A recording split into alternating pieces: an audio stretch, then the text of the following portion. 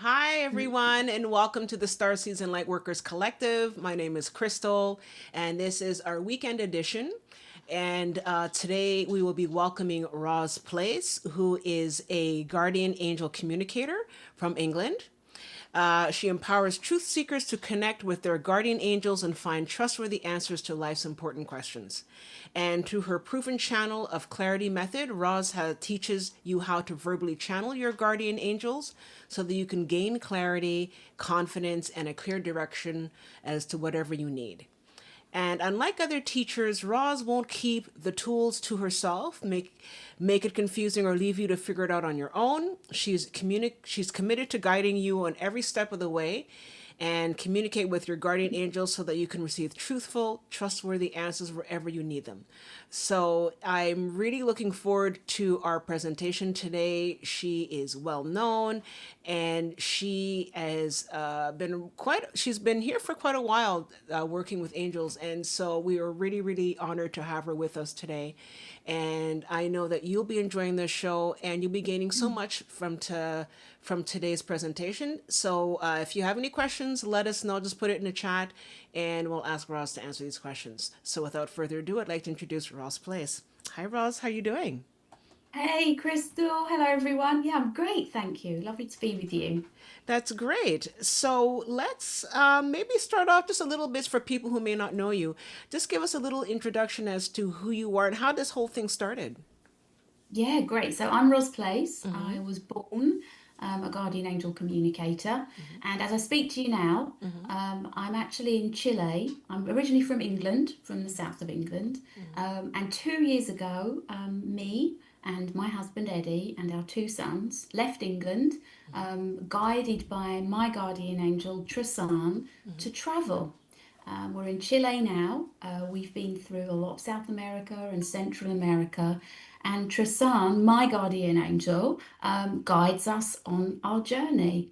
And I help people to communicate with their own guardian angels Mm-hmm. so that they can know what their life purpose is and Okay. so that they can be guided to fulfill what is meaningful to them in their lives. Mm-hmm. Yeah, and as a child, so how did this begin? It began when your childhood, much later. What age were you when you started to communicate the different Yeah, angels? I don't really have that many memories from my early childhood, but the Okay. ones that I do have are of angels. Oh. My first memory is of angels. They showed themselves to me as light and they were all around me. I can remember laying in my little bed, looking up at the ceiling, and all around me were the lights of angels. And from a really young age, they used to communicate with me and they would instruct me and guide me. The archangels. But really, the angel that's always been with me and guided me, just like your guardian angel is with Mm-hmm. you and guiding Mm-hmm. you, has been Trisan. And your guardian angel is your personal angel. So Trisan has always been with me, teaching me, helping me. And 20 years ago was when I really started to help people professionally Okay. through my work with Trisan. Okay, great. So, in terms of, were your parents aware of what was going on? Like, did your parents know, or like, did anybody else know, or did it something sort of had to keep it to yourself? I can't imagine growing up and then, especially as a teenager when you're trying to fit in and all that. What was that like? Oh, yeah. I would love to say that I had like this wonderful grandmother who was really spiritual and she taught me everything and guided me Yeah. and helped me to understand the gift that I had. But Mm-hmm. nobody in Mm-hmm. my family had any kind of spiritual connection that I know of. And I Okay. don't know whether any of you guys like Harry Potter, Mm-hmm. but I think of myself as Mm-hmm. growing up in a family of muggles, non Okay. spiritual Wow. people. Okay. Yeah. And Really? so, yeah. So it was really challenging. I had to do a lot of finding out for myself. And some of that was wonderful, and some of that was really difficult. Mm-hmm. But no, I absolutely did not have come from a spiritual home, not a spiritual home, not a religious home. My parents actually separated when Mm-hmm. I was 8. And so I went through a very difficult, turbulent family time. Mm-hmm. Um, And I went to school and found school very challenging. You know, it wasn't like an easy road. And in actual fact, being born with this ability and with this gift was something that I really had to understand how to integrate into my daily life. Because when you're born being able to do something, when you're born with an ability, it isn't always delivered in a form that feels like a gift. Yeah. It can often be delivered in a way that feels like, presents real challenges. And so, yeah, it's been an interesting journey. And I find myself in a place now where I'm really fully enjoying it. And that started really in my 30s, but certainly not in my early years, not in my teens, not in my 20s. Wow. It was actually the actual development of or full acceptance of my ability and my ability to help others came when I had our first son. I when I've got two boys, one's 20 today actually. Wow. Yeah, and the other one's 14. When I have had children, I have this like opening, obviously, quite literally, there's an opening that happens, and there's a cracking open, there's a vulnerability that I experience when I have children. You know, I've got no defenses. And that really, with the birth of our first son, was when Tristan said, look, we're going to do this together. You don't have to do this on your own. And how we can help people, how we can share what we do, help others to understand how they can develop their own ability with their guardian angels. Wow. So, it's interesting because we've had a number of guests, over the months and on the show. And we actually have another woman who her experiences is very similar. And what I'm starting to notice with different guests that we have on the show is that this is never sort of magical and mystical and fun and cherubs. No, it's actually very, very challenging. So I'm starting to see a pattern here that Yeah, it can start off very challenging, especially when you're young. And yeah, then after that, it's somehow you sort of, how should I say, it's a new pair of shoes. You sort of, you get a cut of blisters and all that kind of stuff. But then you sort of finally break those shoes in. And then after a while, they become your best shoes. And you think, oh my God, how could I have not, had life yeah, without them? You know what I mean? yeah. Oh, absolutely. It's really interesting. And I think so much personal growth comes through our challenges. And it's such an opportunity to grow and develop because all the time things are okay in life, all the time we can kind of tolerate situations. We're not motivated to make changes. We're not motivated to grow and develop as individuals. And talk about this a lot in my work. You know, spiritual growth is really connected with personal growth. Personal development and spiritual development, they're just sides of the same coin. And so the experiences that I had when I was younger have really provided me with opportunities to grow and develop, and they're completely connected with my purpose. So, for example, every guardian angel has bands of color, and Okay. each of those bands of color relates to a particular area of your life. So every guardian angel has a central colored band which relates to an inner strength that you were born with that may be completely clear to you, you may have embraced, you may enjoy about yourself, or it could be that it's something that's latent or something that's even suppressed. Okay.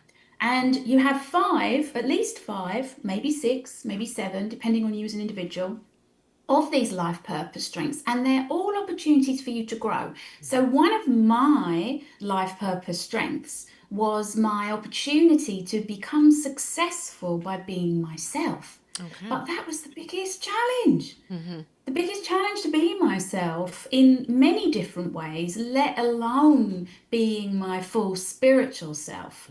So, although I wouldn't have invited the challenges, although I wouldn't have kind of designed them for myself, they've helped me to grow and develop and have experience of things which have allowed me to be where I am now. Yeah. Well, it's interesting because I think a lot of people go through life saying, "Oh, but you know that other person's so lucky. They know what they want to do. They everything's perfect. Everything's this, that, the other." And we just look at ourselves a little, "Oh, well, look at me. You know, I'm lost. I'm stupid. I don't know what I'm doing." And what I'm getting, especially with a lot of the other guests that I've also had as well, and yourself, is that we have to try and I mean I get a sense that it's sort of like a two-way street. It's sort of like your guardian angels give you certain, how should I say, maybe not an obstacle course, but certain things that you have to challenge and grow, like you said. But then at the same time, there's also a certain amount of free will, is there not? So what is the dichotomy between those two? Like how much is, because it seems that, for example, in your situation, you were born and you had all these angels and they were just there for you.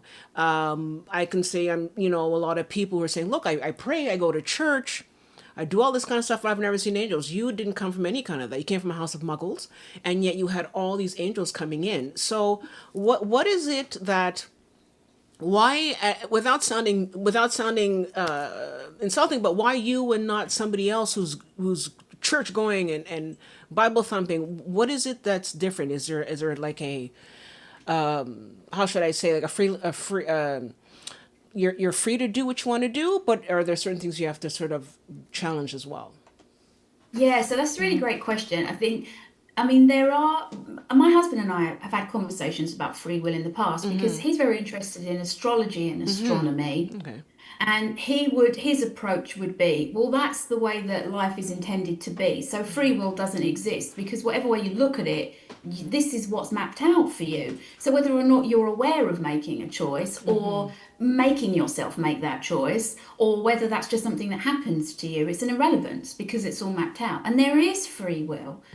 But there is also what you're here to experience as a human, but there is so much flexibility that you have within that, an opportunity to really optimize the experience that you're here to have. So, in terms of why I was born with this ability, I don't know. I definitely, I wasn't conscious of thinking, oh, how fantastic I can communicate with angels. In actual fact, until I was age 11, I thought that it was what everybody could do. I didn't consider it to be something different because what I saw was not something that I shared and communicated. I just thought everybody could do it. It was a shock to me to realize that not everybody could do it. And I had tremendous learning experiences through that. Now, those learning experiences, they led me to a point which was real challenge. I at school found it impossible to understand what I was being taught. I was also very rebellious. I was very wanting to forge my own path, and I found things very difficult. And the heart-centered, real feeling that I wanted to help and that I wanted to make the world a better place and that I wanted to bring about empowerment to others was something that saw in my early years, my teenage years, a real passion and a real drive for making a difference in the world. I was very vocal about that. I had a cause, I had interests, I had things that I wanted to speak out about that mattered to me. But there was a lot of anger in that. There was a lot of ego in that. And as I've grown and as I've developed and as I've had lessons, there's been a softening, there's been an understanding. There's still that passion and still that drive to make the world a better place, but it comes from a place of heart centered power, not ego power.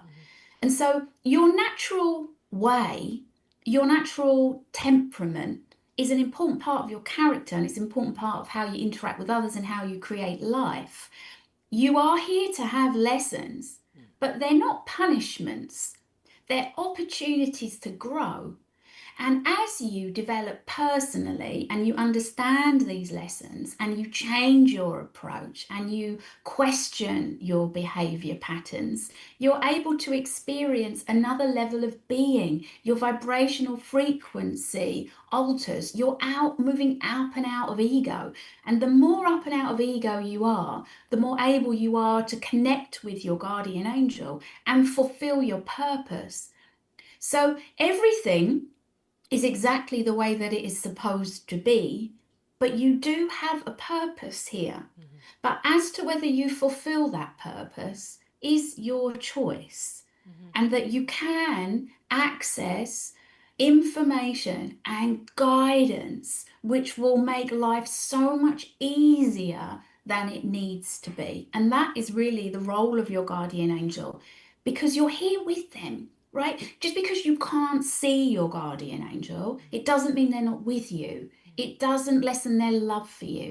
It doesn't lessen the opportunity that you have to truly fulfill your purpose, to wake up in the morning and know that you're doing something that you love and you care about, for life to be easy and flowing.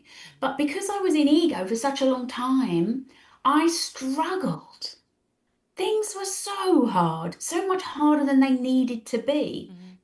And one of my character traits that I need to be aware of a lot of the time is making things so much more difficult for But I myself think everyone, than eh? they need to be. But I think everyone too. I think everybody can relate to that, because we definitely always think that it's also, I'd say, to a certain point, society that also programs us to say that everything has to be hard, everything has to be difficult, and no pain, no gain, all that kind of stuff. So we have certain sort of unfortunate society norms that we are also under pressure from. So Mhm. we're working on that now. I'd like to think that we're at a. We'll get to this a little later, but I'd like to think that we're at a time in humanity where we're starting to move away from that kind of Mm. patriarchal, hard, negative type of aspect, and we're moving more towards a light. We're shifting towards a different part in humanity, but we'll follow up on that towards the end. But before we get into the program for today, I just wanted to know a couple of things. One, can you see other people's angels? Like, are you that kind of person who can see, oh, I can see their angel, I can see that, oh, I can see you, and I can see you. Are you that kind of person as well? Can you do that? Yes, and that was something that was completely overwhelming. So when this gift that I had developed as I grew older and as I matured, I was able to see people's angels. I was able to know what people were thinking. Oh, I was able to, I mean, I can remember. So I'm from England and I grew up just outside of London. And I can remember walking down Oxford Street. Have you heard of Oxford yeah, I Street? It's like have. really, Yeah, yeah. yeah. And I can remember walking down there. And as I was walking along, everyone that walked past me, all of their thoughts, what was for dinner, what time they needed to be back, what was worrying them, what their partner had said to them before they left, the challenge that's presenting in their health, Mm-hmm. like this. It was Wow. completely overwhelming. And in the middle of the night, I would be woken up constantly by um, spirit, by those on the other side. And the most difficult of those was when children would come and sit on my chest, energetic, Mm-hmm. those that had passed over children. And I can remember one night waking up and shouting out because I was so startled by it. And the look on that little child's face, the fear that they were just resting and being with me, and my reaction was something that I really found so hard and had to Oh. address. Because often when people have spiritual gifts, they think that they have to just put up with the way that that spiritual gift is being presented to them. And a big part of my growth was to understand that I was someone who didn't have any boundaries in my personal life. I was wide open. I was a people pleaser. I Mm. wanted to make people happy. I was someone that said yes when I meant no. Real deep-seated insecurities and fear around whether people were going to abandon me, like my father, Mm. my family, when I was 8, my mum and dad separated. My dad was an absent father, had a really difficult time with my stepfather. It was There were so many complicated issues around why I was not able to really utilize and hone my craft in a way that was going to be beneficial. And a lot of people face this. They can do it or they can do certain things, and therefore they think they just have to make their world work around those things. But what I discovered and what I had to do was I had to create boundaries in my personal life, but in my spiritual life too. And every part of me, when I was told this by Trisan, were screaming out, who do you think you are to set these parameters for the gift that you've been given? Wow. It will be taken away. If you question or if you attempt in any way to shape this beautiful gift into something which is going to be life enhancing for you and life enhancing for others, it's going to go. It's going to be taken away from you. There are consequences. And so you see that personal development and spiritual development had to come together. And now I'm able to work with people in a way that is rejuvenating, regenerating. I work with so many people Mm. and I'm so filled with energy through doing so. And I could not have done that. And in fact, in the past, I failed because I didn't have those boundaries in place.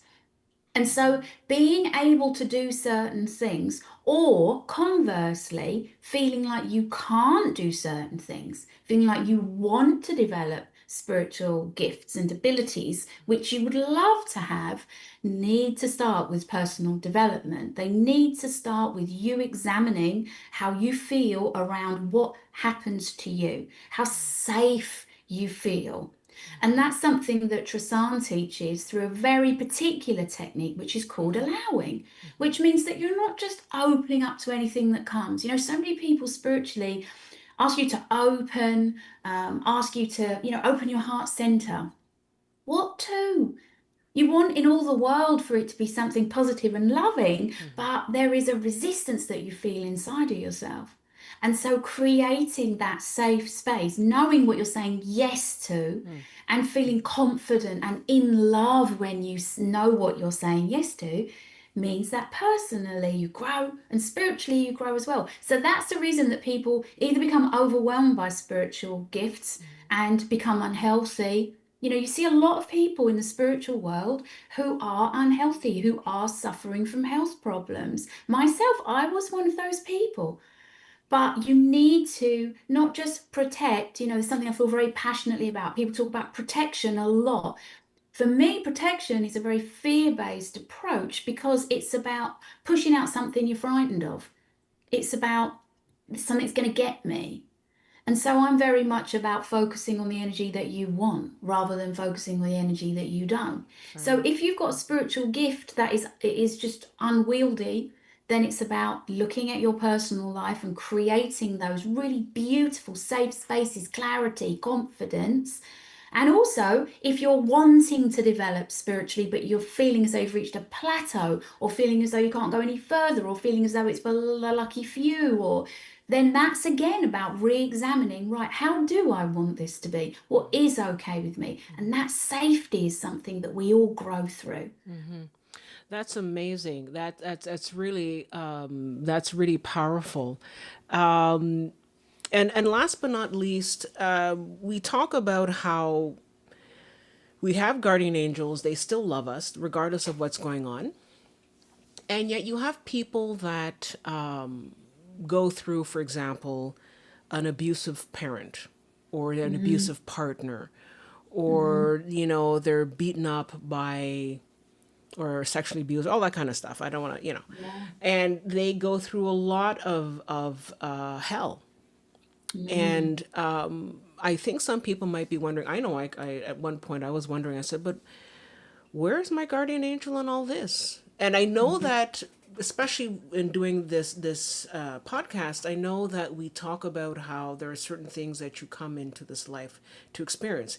We choose our parents, we choose the experiences in order to help our soul grow and Mm-hmm. to have an understanding and also to work our karma, and I guess people can believe or not believe that. But when a person is being abused or going through a hard time with their partner, whatever that is, what at that point is that what is the relationship between you and the guardian angel? When can the guardian angel step in? Do I have to ask them to intervene? Like what's happening here, and why are they not doing anything while the husband is beating up my mom? That kind of thing. Mhm. Oh, What's yeah. up with that? And I mean, well, thank you for Mm-hmm. asking that question. And trauma Mm-hmm. that is experienced in childhood particularly is something that leads on to many challenges in adulthood through Yeah. generations. Mm-hmm. And it's something that is utterly heartbreaking, particularly when it relates to a child, when they have Exactly. been affected by their those that they trust, Mm-hmm. those that should be keeping them safe Mm-hmm. and looking after them. And it is very challenging to look at those situations and ask, where was my guardian angel? Why weren't they looking after me?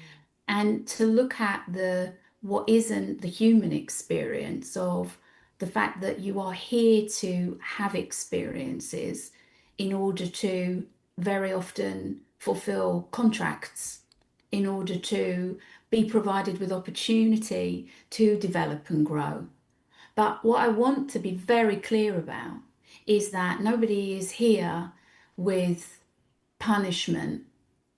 Nobody is here to suffer in a way that is not going to provide them with opportunity to develop, to bring about their purpose in a way that contributes positively. And I know that's very difficult to even consider when you look at the horrors Yeah. that exist in the world. Mm-hmm. And trauma is something that working with people who have experienced trauma is something that is very challenging and very special and very important work. What I can tell you is that your guardian angel is with you in order to ensure two things: that you do not pass until it is your time, and that's very important, and also to fulfill your purpose, and that your purpose contributes positively to the expansion of the universe, and that your purpose is the highest and most positive expression of who you've come here to be. And that there are those that have experienced extreme trauma, unjust, unforgivable trauma, who go on to transform their own lives and the lives of others. Mm-hmm. And it's a serious topic and one that's very difficult to explore from the earth plane. It makes no sense. Why is there suffering? Why are people having these experiences of extreme trauma? Mm-hmm. But there was an agreement to do so. Not a punishment, not bringing it upon yourself, not having to be. I mean, people have spoken to me before about disability, for Mm-hmm. example. Is that my curse? Have I done something wrong? People think that way about illness. It is always, and this is so difficult to speak about on this earth plane, Mm-hmm. an opportunity to develop and grow. And not through that, not as a result of, not through the strikes that you've received to your physical body, not through the sexual abuse that so many beautiful souls are subjected to. But there is this agreement to be part of a swell very often, which creates permanent change. Because although these cases are individual, Mm-hmm. they are also an important part of what people are understanding to be hidden beneath the surface and has been for thousands of years. I went to see Machu Picchu Mm-hmm. as part of my travels, In Peru. Yeah. and that's on many people's bucket lists. I did not want to go to Machu Picchu. Okay.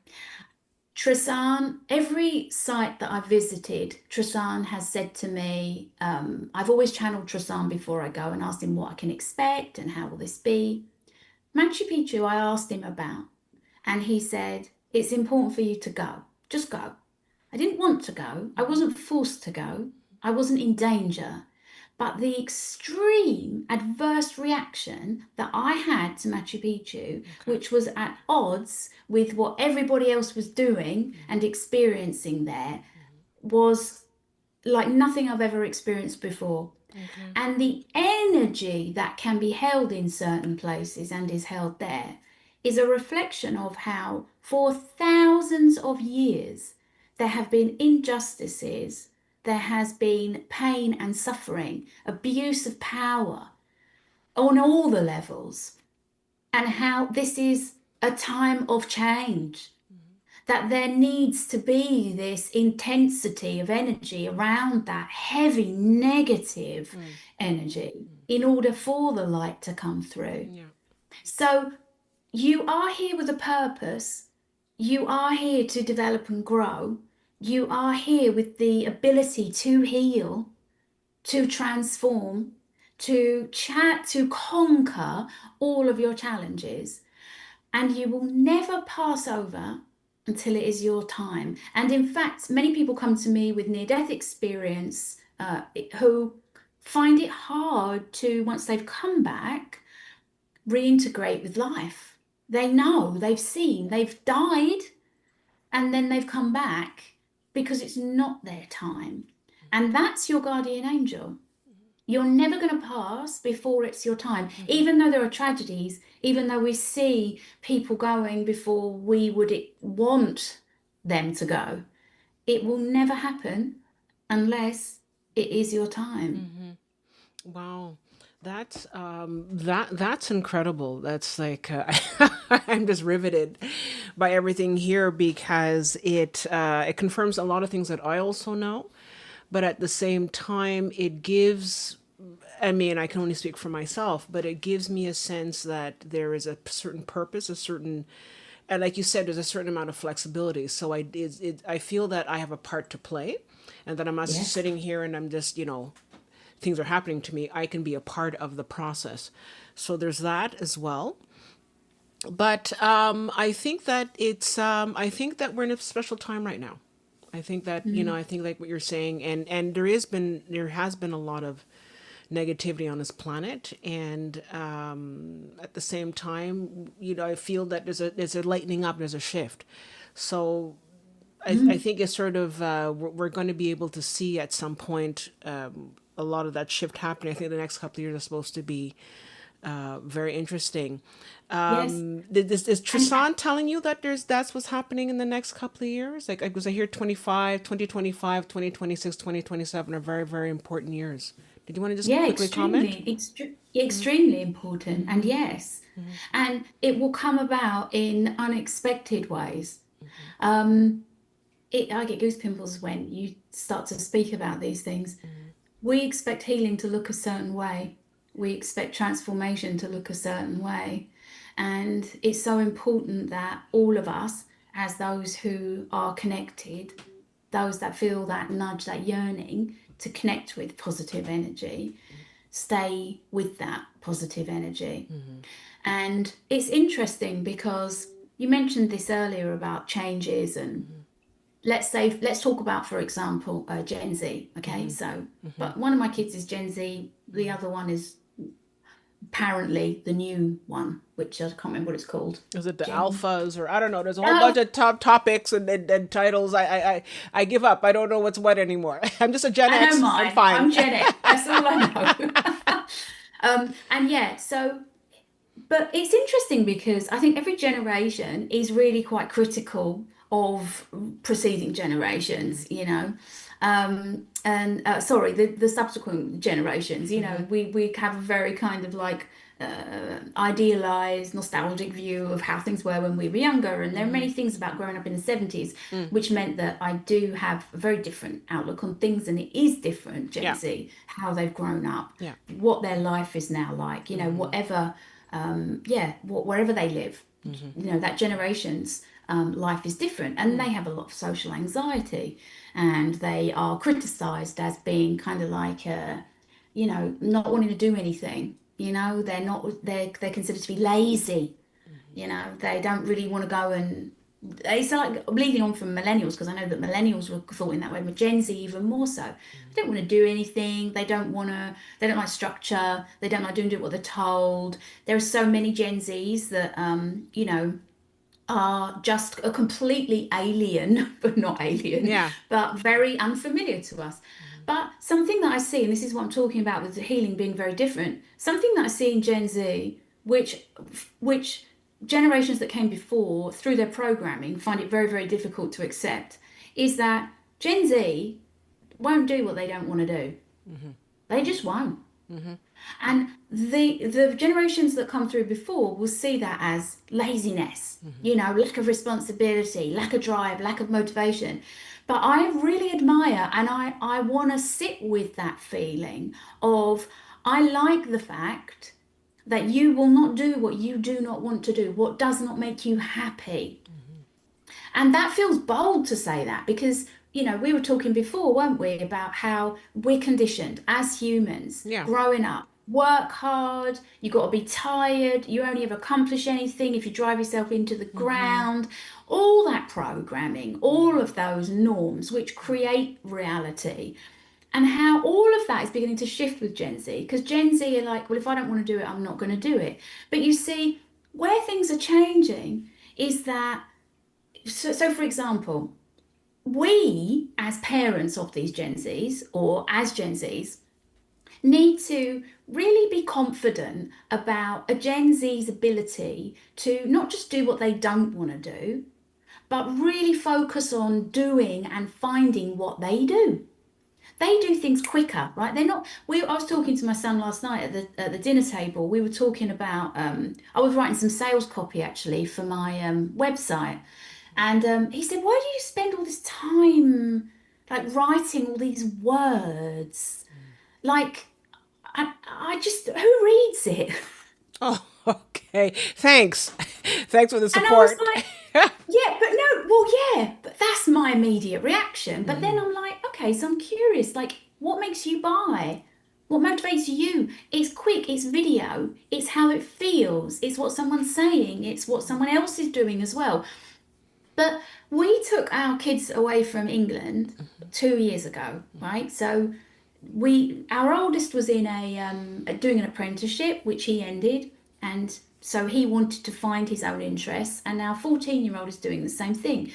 Now, when you take them out of the conditioned construct of what life is supposed to be like, it takes quite a lot of confidence as a parent, quite honestly, to believe that they are not just going to be like dribbling over their computers. Do you know what I mean? Just Yeah. like on their PS, whatever it is. That when they are given space to find their interests, to explore what they're interested in doing, that they will. And I'm so happy that our boys are exploring their interests, that they do what they love, and that is leading them not just to personal satisfaction and fulfillment, but they're creating purposeful, productive, tangible things and putting them out in the world. And it's this different approach. It's seeing how the generation that is the young generation now are handling things. They have their challenges. Oh my goodness, do they have their challenges? A lot of our doing. We put all of these computers there. Yeah. We created so much of this through a desire to improve, to innovate. So they have to handle all that. Yeah. But it's trusting that there are new ways that light is coming, but we need to have our eyes open and our hearts open as to the way that that will present itself. Yeah. And it's interesting because I have a couple of friends at work and they have children around the same age, let's say between 14, 18, that kind of thing, 20. And I think that you're right. We are the ones, but it's also the boomers as well. But, a lot of stuff has been put in place. And what was different, let's say, for Gen X and preceding generations is that we were under the thick programming and there's no escape. So even if you wanted to do something, there was absolutely no escape and you're just like beaten down and you're sort of excluded from life. What I find is interesting now is that parents such as yourself, and I've been seeing it in a lot of people because I work in an office where you have a lot of women with children around the same age, and the Gen X parents are also much more open as compared to, let's say, our parents who are like, shut up and do what I tell you, or I'm going to give you the back of my hand. That was, Yeah. unfortunately, a lot of people got that. That was Gen X. We grew up, Yeah, we brought up ourselves and we were told to shut we up did. and put up and, or smacked around, whatever. And, parents such as yourself are really different. You have a different parenting style, and it's that different parenting style, it's that ability to say, you know what, I don't have to put them through this sort of Victorian old school Education system is really based on an old Victorian system, and I don't have to tell anybody about how that system, Victorian England, especially Victorian England, how that stuff Mm, worked. So mm, we grew up under that. Even if we were mm, growing up in the 70s, it's the same kind of education system. And mm, now you have all these different schools that are giving children all different types of opportunity, and different types of schools that are built to sort of have, they let the kids figure out what they want to do. I would have loved to have had that. I would have loved to have that, especially when I consider when I went through school, it was a nightmare. But so I think that it's also parents such as yourself that are making those changes, because you're raising your kids differently, which will therefore change the way those kids raise their kids, mm, and how they also look upon society. So that's pretty interesting. Before mm. we continue, somebody just had a quick question here, and Oh, Nick N.K. Lind said, and I think this relates back to what we were talking about when it's time to for you to go to leave this earth plane. mm. And he says here, what about suicide? Was that your time still? Or do you have Yeah. to, I mean, also, I'm thinking you have to come back and finish whatever lessons if you commit suicide, no? No, it's a really great question. Mm-hmm. Um, so I've worked with people whose loved ones have committed suicide, and Mm-hmm. I think that one of the biggest challenges is for those that are left, and the haunting feeling of, you know, I should have known, or maybe if I'd have listened more deeply, or maybe if I'd have, Mm-hmm. because those that are left Yeah. feel such, not just grief, but they're tortured by that feeling of missing something, could have Guilt. done something, if only. Yeah. And people will only pass when it's their time. So if someone tries to commit suicide, it will only succeed if it is their time. Okay. And when they pass, when anyone passes, however they pass, they go to a place that is the most beautiful version of heaven, personal to them. They're surrounded by love, just love, only love, by people that they love. They choose and create their own heaven. Okay. And so no one passes before it's their time. And I think that that understanding was something that brought tremendous healing for my client, because she knew that there was nothing that she could have done to have prevented, it was actually her husband, from committing suicide. And the freedom of that was transformational for her. And so there, and in some ways, I guess that also, I mean, it's hard and obviously heart wrenching, especially if it's a child. I mean, not just like your parent, or you're finished. But the fact that unfortunately through that process, the other person has now gained transformation. So in some ways, I guess the transformation comes from that experience, like of So, do you mean in terms of how it would affect the wife that was yeah, left? exactly. Yeah. Yeah, I mean, Not to how, make light of what happened, but to yeah. say that, Well, you know. yeah, it's interesting because the particular individual who committed suicide had a history, a very long history of addiction. Okay. And there was some question around whether or not it was a suicide that was a mistake, whether it was just an unintended overdose. And the information that came through was really healing for her, allowed her to become free from the guilt around suicide, which so many can experience. And it did lead her on to create many different outcomes in her life that she would not have gone on to create had it Exactly. not. Yeah, and, Yeah. and and it's so hard to look at that dispassionately, but objectively, That's what I'm objective. saying. Yeah. That's it. She got, unfortunately, it's a shame to have to go through that, but then she Mhm. did, everything else. Yeah, So I know your time is limited, so I want to sort of go over some of the things we wanted to cover today. So yeah, we're looking at fantastic. different things. We're looking at meditation and prayer, recognizing the signs, journaling, visualization techniques, and affirmations and intentions. So let's look at meditation and prayer. So, if you Okay. want to get in contact with your guardian angels, what kind of meditation and prayer would you recommend that people look to do, or should they make their own? How would you guide someone on that point? Yeah, beautiful question. Mm-hmm. So, meditation is a process of you being able to come out of your mind and into your heart space. Okay. Trasan describes the biggest barrier to communicating with your guardian angel to be your mind. And for many people, meditation is challenging because they keep thinking. People, it's been called the monkey mind, Yeah. hasn't it? How, yeah, I mustn't think, I don't want to think, don't think. Now you're And that thinking. can really, yeah, it's so distracting for people. So, Trasan teaches a method of meditation which is very heart center based and orientated. So if you start to think about the center of you, rather than being your mind and your thoughts, being your heart center space. He shows a technique which is a physical way of accessing meditation, which is hand up your jumper. He always tells you to go skin to skin when we do this. Okay. You put your thumb, hold on a minute, let me show you. Don't worry, I've Yeah, got a sure. vest top on underneath.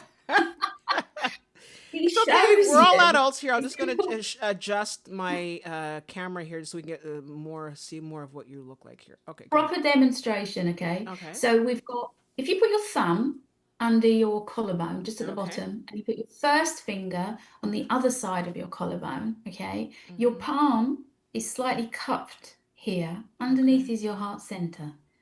Okay. And by starting to bring yourself into that space, Mm-hmm. by being in that space, knowing Mm-hmm. that that is the center of you, Mm-hmm.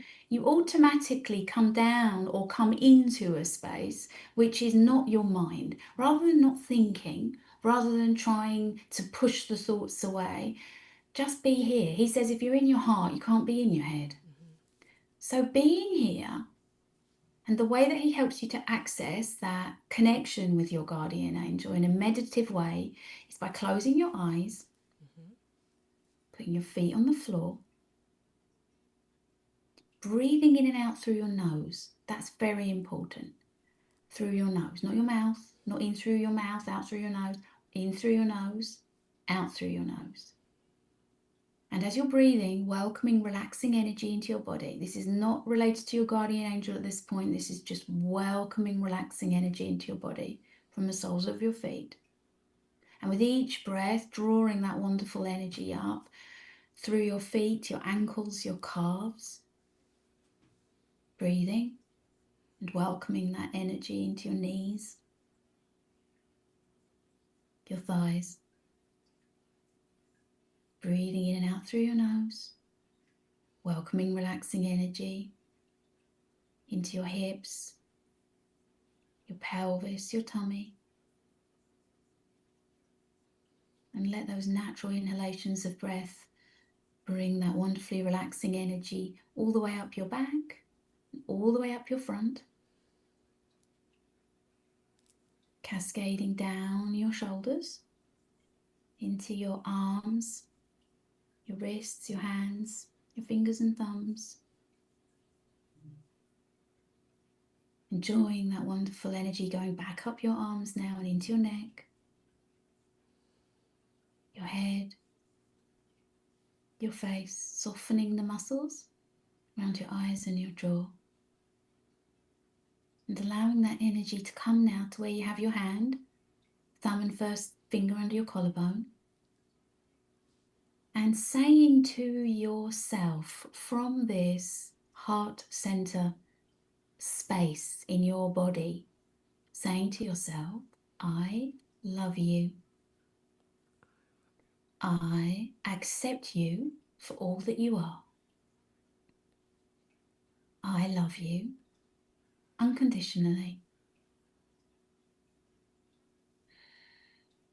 And breathing into your heart space.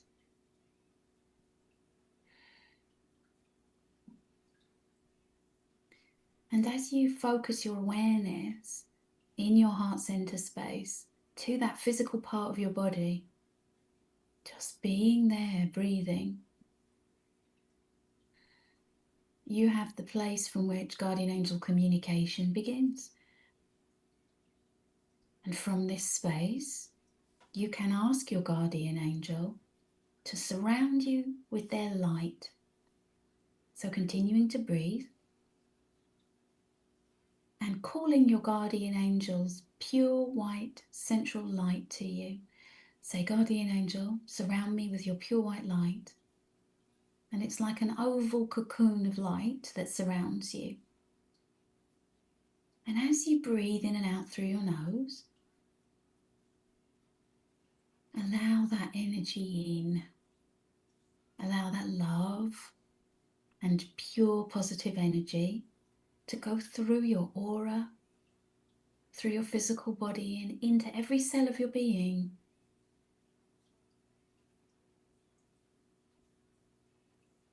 And now ask your guardian angel to charge you with the light of each of your life purpose strengths. For the purpose of our time together today, I'll be quiet and ask you just to enjoy a moment of seeing colour, becoming aware of a word, feeling something, whatever way feels right to you. Ask your guardian angel to charge you with the pure and positive energy and light of your life purpose strengths. Everything that you've come here with as tools, skills, abilities to help you to fulfill your purpose.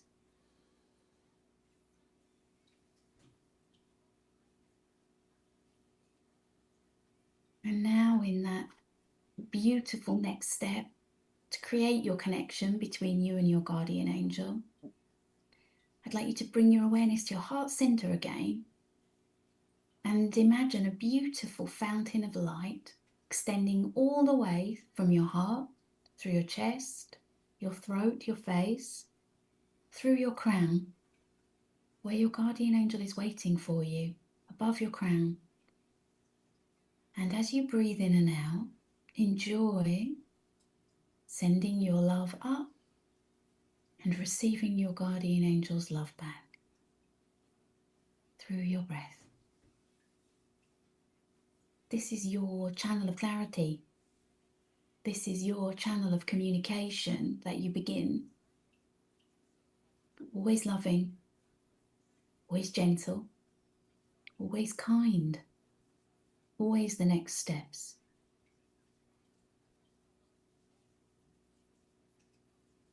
And now sending yourself and your guardian angel appreciation for this experience and knowing that you can repeat this, coming back into your heart center, calling that light back, that beautiful light that's been regenerated by connection with your guardian angel, calling it back into your heart and allowing it to radiate throughout you. And when you're ready, making sure that when you open your eyes, it is to your body. Opening your eyes to your body. And so it is. Okay. Wow. That is beautiful. I was actually, I mean, people can see, but I was like, oh, that's so beautiful. That's Really? great. That was Yeah, that's the technique that Trisam teaches in the Channel of Clarity okay. method book. Okay, It's great. creating clarity, the communication channel between you and your guardian angel, only between you and your guardian angel, and exclusively between you and your guardian angel. And that process of connection is something which leads to, once you learn how to do it, trustworthy answers to every single question that you have in your life. You know, we travel. Tristan tells us where to go, why to go there, how to enjoy things as individuals and as a family. You're not on your own through this time of transition on this planet. Your guardian angel is with you, helping you. And if you can connect with that highest guide that you have in this lifetime, only for you, then you can be guided in ways which mean you will always feel safe. You will always know that you're making the right choice, going in the right direction. It's a beautiful way to live. It is beautiful. And when you have that, when you do the exercise and you have in your heart center, is when I say prayer, it doesn't have to be sort of just Christian prayer, but is there a certain thing that you can say? Like, is there certain things that you can, like a mantra? I don't know, like a little something. How would you look at that? So, the way that you can always connect in with your guardian angel is through your heart center. It's the center of all things. It's the energetic connection. It's the beginning of the channel of clarity. Communication starts from here. It received here and it goes up to where your guardian angel is above you. And so the mantra, which will help you to begin to enjoy that connection with your guardian angel, is I love you. I accept you for all that you are. I love you unconditionally. And when you say those things to yourself, to begin with, it feels as though it's words. It feels as though you're saying something which is inadequate, something which you can't fully absorb. It's like surface level. But the more you say it and the more you take steps to demonstrate that to yourself, the more you're able to be repeating that prayer, to be opening yourself to what it is that you want more of. And through that connection with your guardian angel, living the life that you've come here to live. Everybody is here to live a glorious life purpose. It doesn't always happen from day one. Sometimes it doesn't happen until you're in much later life, but it always is available to you. And so moving right along, so recognizing the signs, how to discover the common signs and symbols that indicate that your guardian angel is trying to connect with you. So that's one of the big things is people say, yeah, but I don't know. I don't see anything, and they expect a sort of Hollywood approach because that's what we get in Hollywood. In Hollywood, the angels come in and it's like this big thundering and the sky parts and there's lights and angels and it's this whole big manufactured thing. And I don't think that's really what it's not supposed to be like lights and industrial light and magic, that kind of stuff. So how do we recognize the signs? And I think in know what we're receiving is not just in my head, but also how to have a two-way conversation. How are we looking Yeah. at that? How are we doing that? Brilliant. So you're quite right. As much as we would want Archangel Michael to come and sit at the end of our bed and have a good old conversation with us and, tell us everything that we needed to know in a way that was completely, as you say, Hollywood. Yeah. Can I see your sword? Exactly. Oh, so yeah, exactly. And your shield Yeah, too. exactly. Yeah, Can I play with it? exactly. It doesn't happen like that. And that is challenging for people because people find it difficult to create that connection. But they are always getting your attention or trying to get your attention in daily life. They're not just awaiting meditation and spiritual experiences to get your attention. They'll use those as well. But so, for example, numbers, right? I love it. I love numbers. I communicate with Tristan every day, channel Tristan every day. And yeah, I still love numbers. I still love seeing 11s and 22s and 33s and 44s. And guardian angel communication comes through numbers. I've actually got a guide that your guys might enjoy. I can send you a link to it, Crystal, Sure. because it lists all of the numbers. Now, guardian angel numbers, so let's start with 11, for example. Your guardian angel, when they communicate with you through numbers, is telling you to stop doing one thing and start doing another. And what you tend to notice is when you see these numbers and you're doing something, it means that you're able to understand what's being communicated to you by beginning to explore how that applies. So let me give you an example. Please. 11, right? 11, 11, 11.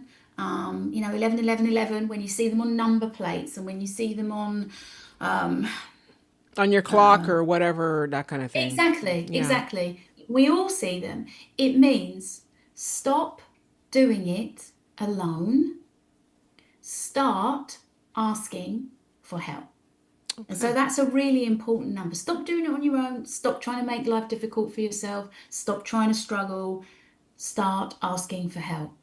And when you start asking for help, that means that your guardian angel can start to become involved in your life. Got So it. if you're struggling, if you're fiercely independent, I was talking to a client the other day, and she was talking about how she finds it difficult to ask for help Mm. because she likes to be an independent woman. Mm-hmm. She likes to prove that she can make her life work by herself. She doesn't want to be considered to be weak or incapable, and she'll really struggle to do things by herself, even if she injures herself, even if it's exhausting, Mm. even if it's unnecessary. It's it's a defiance. Mm-hmm. Well, she has But something to prove, it seems. No? absolutely something to prove. And a lot of the people that I actually work with are really independent, myself included, so independent. But what that means is when we have that something to prove in our lives, something to prove to ourselves, we can't just pigeonhole that and expect that that's not going to translate into our spiritual life. Do you remember when we talked before about spiritual and personal development? Yeah. So if you're used to doing things on your own, if you're used to struggling, if you want to make a point, if you want to show yourself and everyone else that you're quite capable, thank you very much. What that means is that you're not automatically going to be able to ask your guardian angel for help, even understand what help means. It's interesting when I was talking to my client about this, we were talking about asking for help and exploring what that means. Asking for help doesn't mean I'm desperate. Asking for help doesn't mean I'm weak. Asking for help doesn't mean I've tried everything else and this is all that there is left. It's not three wishes that you get with your guardian angel like Aladdin's lamp. Yeah. Yeah. Asking for help is saying, what would be lovely?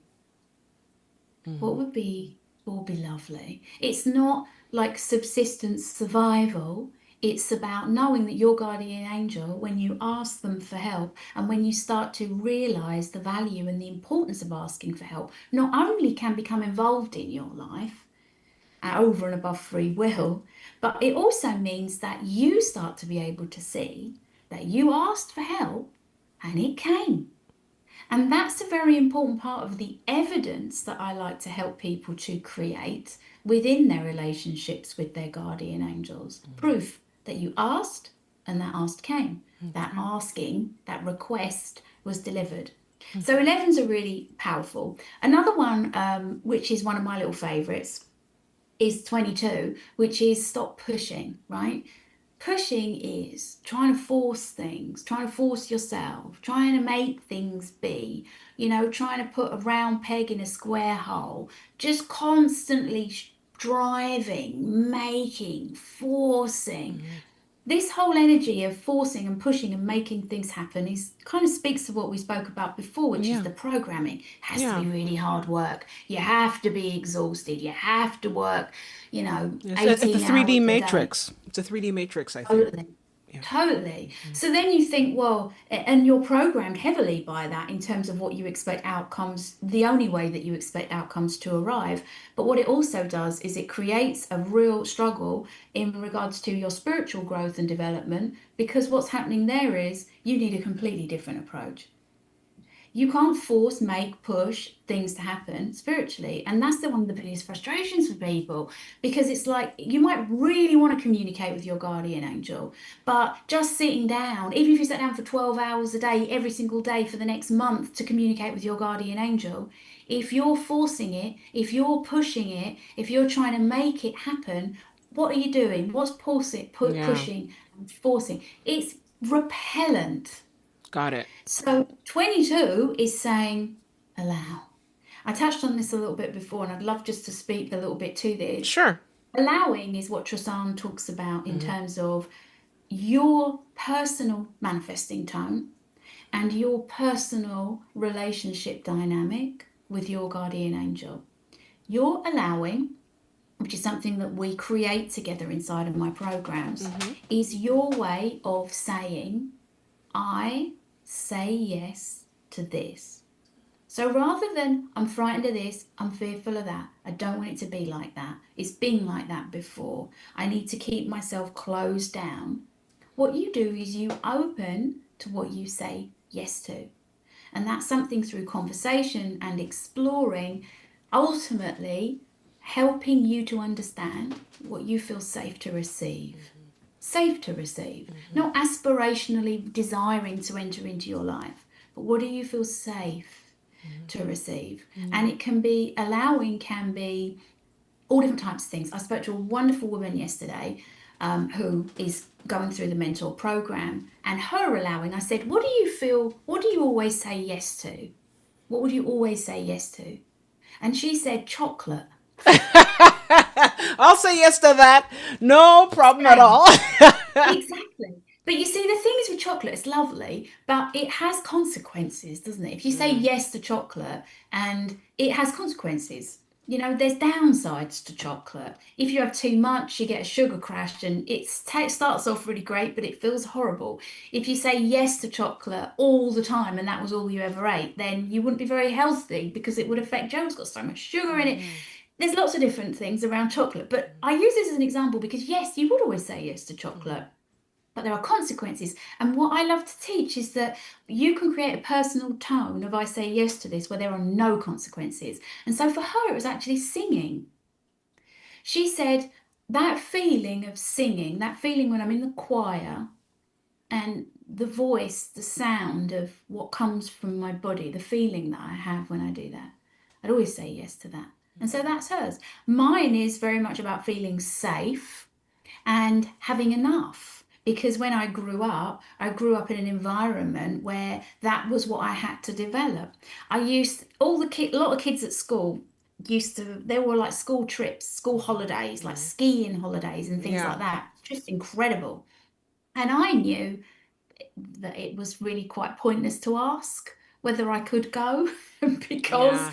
that was not a reality that was waiting to happen for me at that Yeah. time in my life. Got I've it. been on many skiing holidays since, but the point I'm making is that when you grow up in an environment where you feel unsafe, where you feel that there is not enough, where you feel that you can't have what you want, where you feel like you're limited, where you feel like you have to lower your expectations, then my allowing, I always say yes to this, is my feeling of enough. I have enough.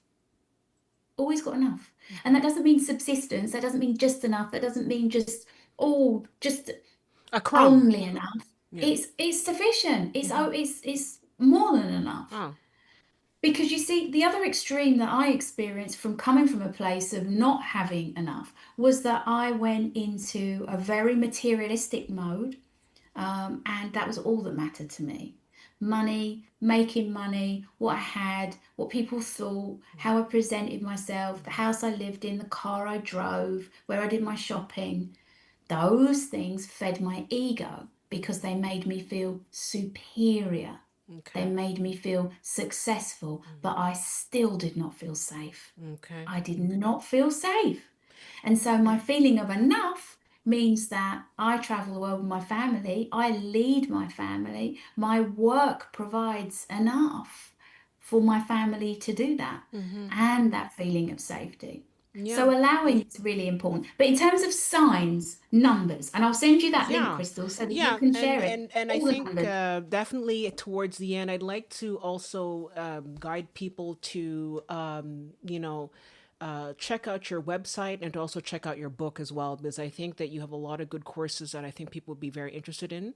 And if maybe we can come back at another time and point in time and we can talk more about the courses that you offer, and then people could maybe take your courses. So I'm excited about that. I'm definitely going to do one of your courses. But yeah, so signs. Before we go to the signs, I have here a question from Nick N.K. Lind, and also more or less a question from Laurie Spriggs. How many guardian angels can somebody have? Is it just one, or you can have many? Because I think N.K. Lynn says he has three, and then Laurie Spriggs says, "Well, my dad been told that he had two," that sort of thing. So, is it something that you can have more than one?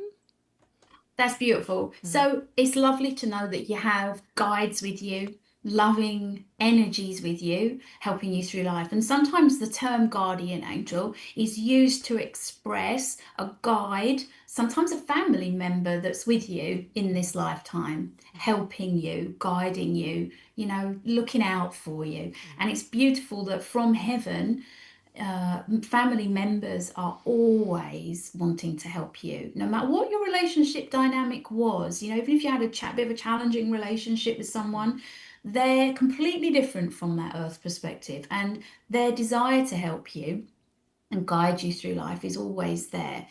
But you only have one guardian angel that is responsible for helping you to fulfill your life purpose in this lifetime. Got it. Your soul has many incarnations, and so for every incarnation, for every lifetime, there's a new guardian angel. And once I saw through a guardian angel reading the reflection, the echo of a previous guardian angel, which was absolutely fascinating to see Wow. from a previous lifetime. Mm-hmm. Yeah. Okay. But one guardian angel to answer all of your questions, to guide you to your purpose, and to help you to do everything that you've come here to do. Answer every question. And the questions that you can ask your guardian angel are there's no barrier, limitation to what you can ask. I can share some of the questions if you like that my kids asked me to ask Tristan if you're interested later on. Yeah, sure, absolutely. And I do. So we can go. We can come back to that. Or did you want to ask, or did you want to talk about the questions now? I just want to know how do you want to do this? Yeah, I mean, just to Yeah. communicate really, just so Yeah. that Sure. people know, like Yeah.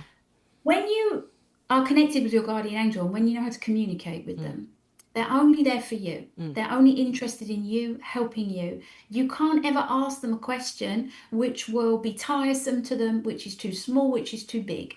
You can't ever ask your guardian angel a question that they don't know the answer to. So here's a really good example of how you can ask your guardian angel questions or how they can help you. One of the great amazing ways that you can use your guardian angel relationship in a way that's productive is to write a book, right?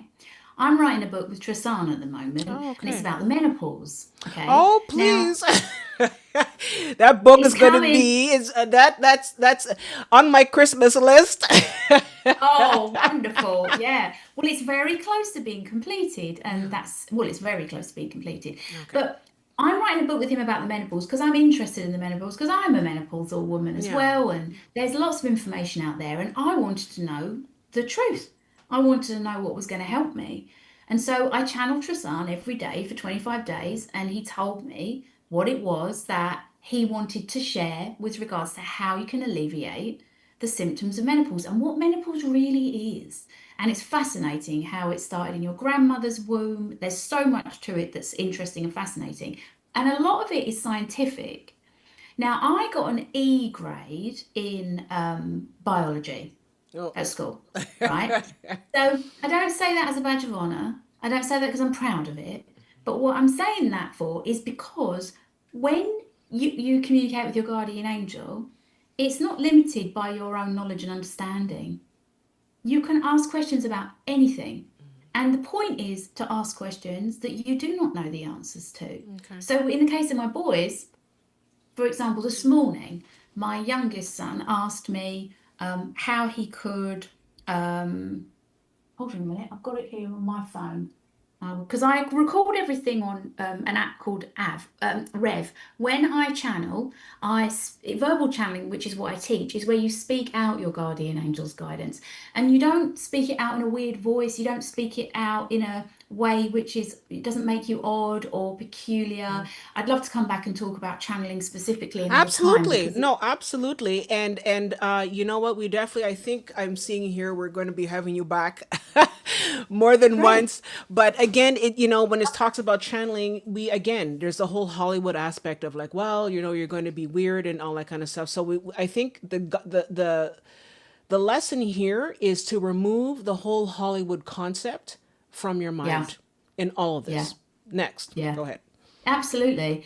So, in terms of questions, like that, my son asked me this morning, he asked me how could he improve his chess tactics and overall strategy, right? So he plays chess. I don't know anything about chess. I know, I know that. I don't know anything about chess. Yeah. I know what the pieces are called, which I'm quite proud about. But that's as far as it goes. Okay. My elder son He asked me a question about CTE, which is like head injury, because he loves to do jiu-jitsu and he wanted to know how he could avoid it. Okay. I mean, there's just endless questions here Yeah.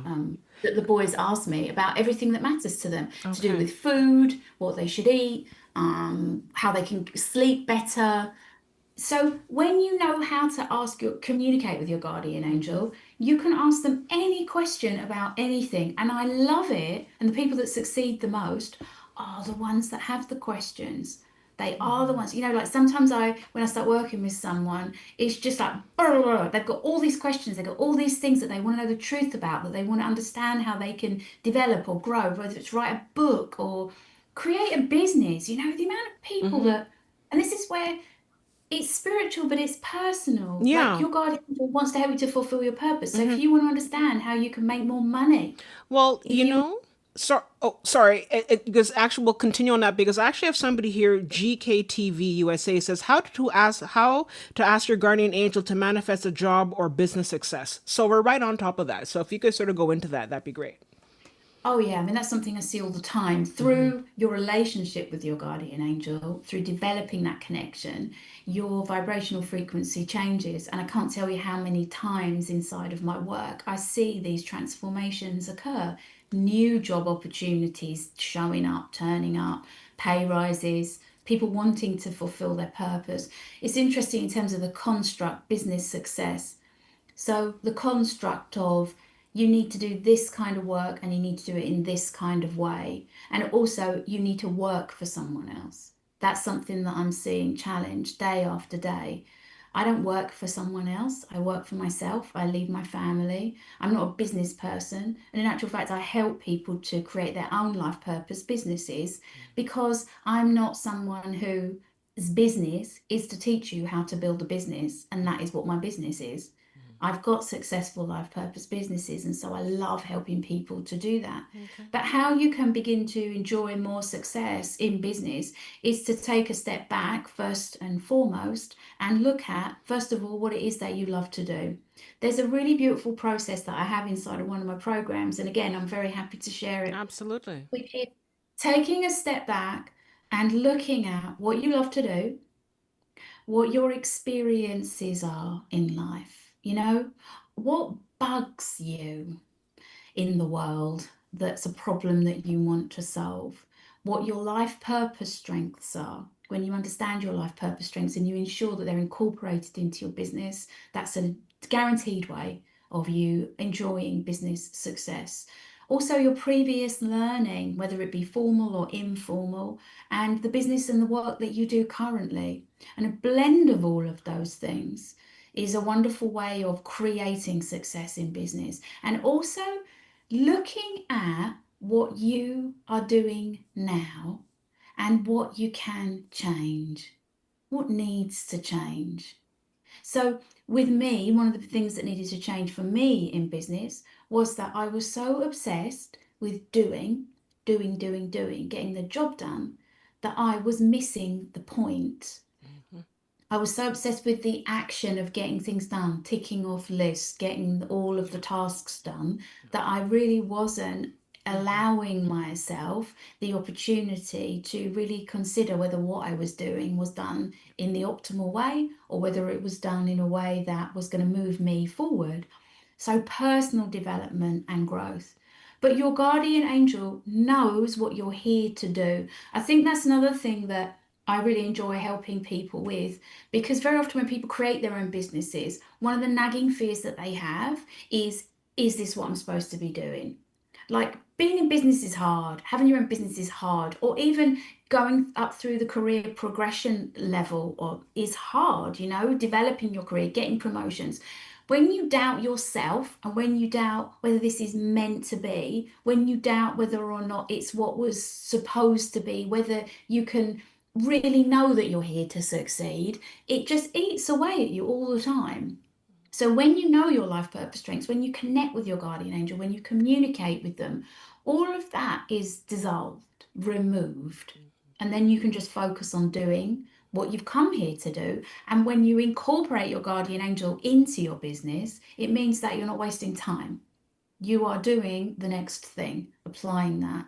I ask Tristan guidance about business all the time. Okay. And in fact, the other day I asked him, how can I continue to succeed and grow my success? So, in other words, now I've got to this point, how can I make sure that I'm not going back to the things that I used to do Mm. and that I'm continuing to develop and grow? Okay, great.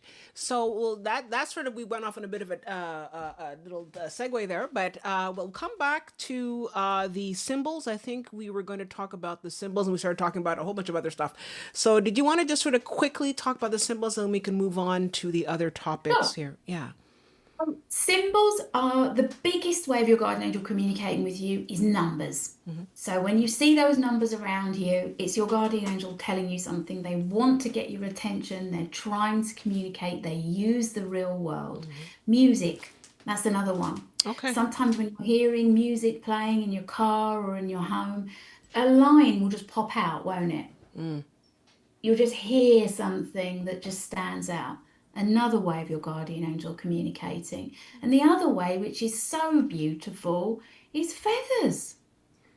Your guardian Yeah. angel is always showing you that they are there, really showing you that you are on the right track, going in the right direction. When you see those lovely feathers out and about in your home, it's a beautiful sign from your guardian angel. Yeah, and just quickly, just quickly because it's something that I've noticed, and I want to sort of get your opinion on it. Is that sometimes I see white butterflies flying just past me, and I'm wondering if yeah, it's kind of weird. It's like I'm sort of walking along, and I just feel like look, white butterflies are very common; they're everywhere, and yet somehow I kind of sense it's my dad. I don't know why, but it's sort of like a little white, little teeny white little butterflies. They're just flying around, and they just fly past me, and then just sort of, and can animals also act as a symbol or something? Did you want to comment Yeah. on that? Yeah, so butterflies are transformation, and the color of white is very much about purity and about transformation and spirituality. So, spiritual transformation. Butterflies are so uplifting. When we were in Brazil, they were my favorite butterflies, like these massive blue ones. They seemed as though it was impossible that they could even be in the air. Their wings were so huge. Wow. So, they are wonderful signs of transformation. And there are signs all around you that are communicating different things. So, for example, if you keep seeing numbers is one, trees, for example, I'm just looking out the window and I can see trees. Trees are a wonderful sign and an opportunity for you to see growth and longevity and how long things take and the fact that it's worthwhile. Really looking at what's around you and what keeps showing up is really important. Animals and the way that they communicate with you when you keep seeing birds or a certain kind of bird. Birds generally relate to freedom and they relate to the ability that you have to do see things from a higher perspective when you think about how birds fly. Yeah. Um, Animals, definitely. Symbols all around you. And if you keep seeing a symbol, really look at what that means to you. That's a really wonderful way of beginning to explore that relationship with your guardian angel. If you keep seeing the same thing, a love heart, for example, if you keep seeing love hearts everywhere, that obviously that means love, but explore what that means. What do you believe that message is? Who's that love for? Is it about exploring love and what love means to you? So, symbols are a wonderful way of you beginning to self discover and explore. But yeah, the angels are trying all the time through all of the different contact points that they have with you in the real world. But the way that you're able to get that real clarity and stop working things out and stop wondering and stop doubting is to really develop that connection so that you can receive those just bang, straight, direct answers. It saves so much time. Yeah. And before we get to the journaling point, just out of curiosity, and maybe this is the Hollywood thing that maybe I should be careful of, but do you ever hear a voice in your head? Does Tristan actually ever talk to you? And like, again, Hollywood, where you're like, Michael, don't do this, that kind of stuff. Like, do you ever get that, or like, Ross, what are you doing? Or is it, or do you hear your own voice? I think that's also that. I think sometimes people are looking for that kind of symbol where, like, I will know it's my guardian angel when I hear another man's voice, like, like Lauren Green or someone like, what's his name there? I can't think of his name right now, but of a man who's talking to you, or a woman, someone else's voice. Does it have to be someone else's voice, or can it be your own voice? Oh, it's really great. That's Yeah. a fantastic question. Your guardian angel will tell you things. That's the way I would describe it. Okay. Very often so I was working with someone the other day, and it was someone, I was talking with someone the other day who had been in not my mentor program, but another one of the group programs that I run. And one of the things that's important to me is that people know without question that they are channeling their guardian angel. So Okay. that's actually one of the promises. It's a promise that I will help you all the way until you are channeling. Okay. Wow. And that's something I can only do because I've delivered that outcome so many times. So whenever you get involved with me, I will be with you every step of the way. We follow a system, we follow a method. So there's no doubt that you're communicating with your guardian angel. Okay. And part of that process is, in regards to this group program that I ran, an opportunity to send to me your channel messages. Mentored programs are different because we're working together one to one, but even in a group program, send your channeled message to me. She said, I feel like I'm just talking to myself. She was. It wasn't her guardian angel. And we worked together to create that communication, which is crystal clear and was and is with her guardian angel. Okay. So there's no question when you work with your guardian angel this way that it is them that is communicating with you. Now, how do they communicate? They communicate in a couple of different ways. They communicate through pictures with some people. They'll show a story. There was one woman I worked with whose guardian angel would communicate with her, give her answers in a picture story way, and then she would verbally channel, she would speak out that guidance, and then that would provide the answer to her. So, in other words, it was like, this thing that you're experiencing in your life is this, and this is how you can take that next step to solve that problem in your life. And here is how you are going to experience the outcome in your life. Okay. In terms of how that communication enters, it's through being told. It's not your voice. It's not the booming, hello, Michael voice it's described. It is a and when you're channeling, you will speak out that guidance only as it arrives. And this is what's interesting. People very often will want that information to come through, get the sentence, and speak the sentence out. But you can only verbally channel when you are receiving the information and speaking it out, but you are told it. It's not a voice, it is being told and expressing what you're being told, verbalizing that. So you will hear your voice when you verbally channel because it's coming through your physical body, but it will be your guardian angel's guidance, but delivered in a way that isn't, all right, I've got that bit, and then I'm going to speak that bit out. When you verbally channel, you are told and you communicate it. And there's two reasons that I teach that way of channeling. The first reason is because when you channel in that way, when you verbally channel, you do not influence or color or interfere with the guidance that comes through. You're not translating it. You're not trying to remember it. You're not putting your spin on it. You're not thinking about it, thinking what you think about it, and then speaking it out. It comes direct. And so it's pure, absolutely pure from your guardian angel. And the other reason that I teach verbal channeling is because when you are in the most beautiful spa-like space of complete freedom and joy and pleasure that you cannot possibly recreate through your mind or through your heart. I describe it for me as space from being myself. So, verbally channeling is a tool, which means that you are told and you speak out information. You can ask any question and get a completely crystal clear answer, which even my Gen Z kids ask for repeatedly because it's not waffle, as they call it. It's not waffle, it's not filler, it's not fluff. It is direct, loving, clear, pure guidance. But you're told it. It's not a voice in your head. Okay, wow. That's really I'm really impressed with that because I think it sort of like you said, it gives clarity as to what's to be expected.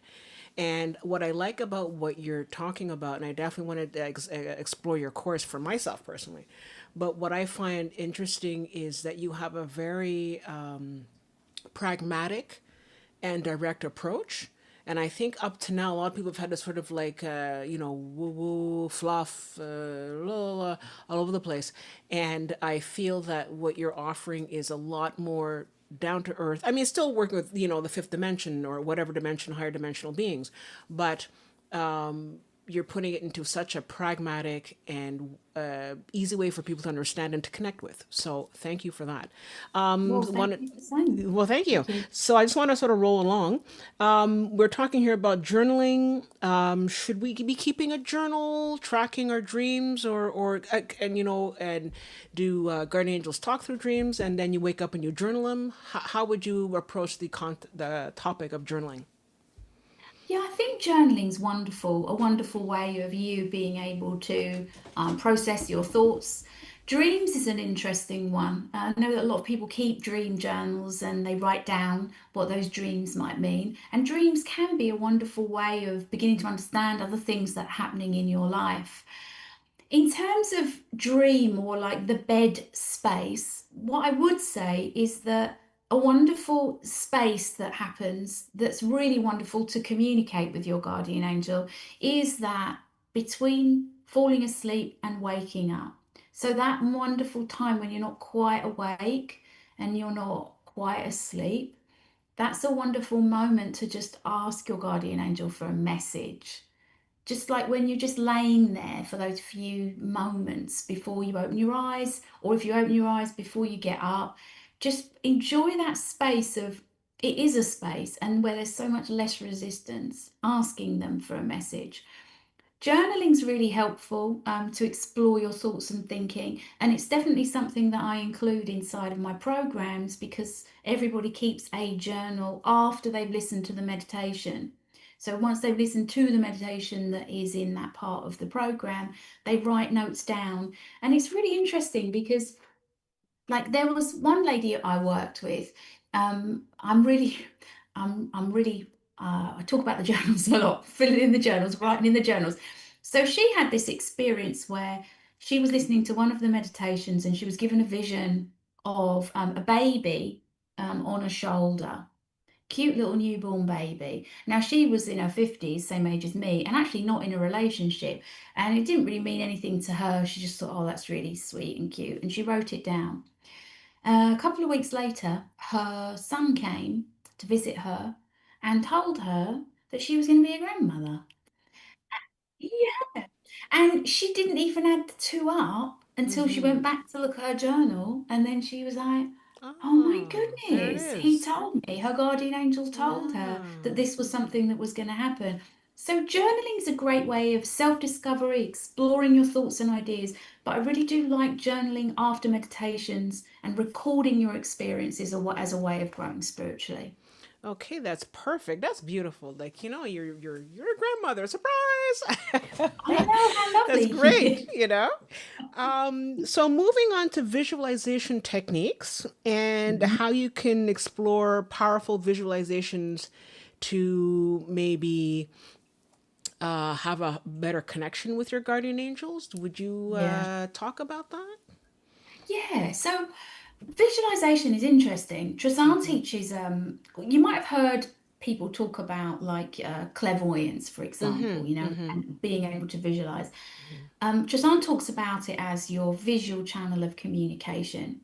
I'll give you a little fun thing here, which is quite that Tristan did with me when I was younger, but it's still really fun. And I teach people we play around with this as like an extra thing inside of the program. Some people find it really hard to visualize, and they find it really hard to think of themselves as being clairvoyant and not as visual people. And in fact, my husband was one of those. He actually joined our group program when I ran it at the beginning of the year, and he's now verbally channeling his guardian angel, which is fantastic. Mm-hmm. And he developed his ability, his visual ability, which he just didn't think that he had. Okay. Words that you can use which can help you to overcome that thought are, instead of thinking about being clairvoyant, or instead of thinking about visualizing, thinking about picturing. So if you close your eyes, let's do this. Close Mm-hmm. your eyes, Mm-hmm. and I'd like you to think about picturing a green apple. Picturing it with your eyes closed, picturing a green apple. Mm-hmm. And then I'd like you to think about maybe thinking about a green apple. I'd like you to just imagine that it's in front of your eyes. And then maybe you might like to think about imagining, try imagining a green apple. Maybe you might like to think about remembering a green apple. You know, you've seen green apples. See if you can remember a green apple.